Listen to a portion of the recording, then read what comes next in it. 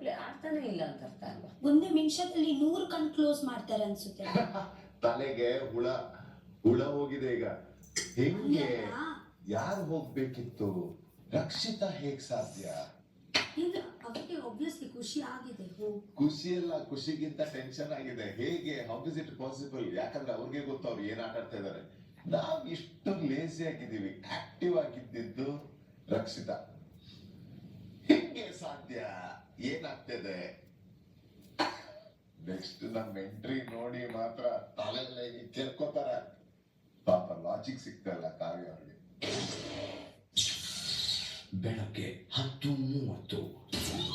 ಇವತ್ತೇ ಇವರ ಪ್ರಕಾರ ತಲೆಯಲ್ಲಿ ಆಕ್ಟಿವ್ನೆಸ್ ಬಿಡ್ಬಿಡಿ. ಇವರಿಗೆ ಯಾಕೆ ನಾನು ಓಲಗೆ ಅಂದ್ರೆ ನನ್ನ ಡಿಸಿಷನ್ ಮೇಕಿಂಗ್ ಚೆನ್ನಾಗಿ ಇರ್ಲಿಲ್ಲ, ಸೀರಿಯಸ್ನೆಸ್ ಇಲ್ಲ. 2 ಕೊಡ್ಬೋದು ನನ್ಗೆ, ಬೇರೆ ಎಂತ ಕೊಡ್ಲಿಕ್ಕೆ ಆಗಲ್ಲ.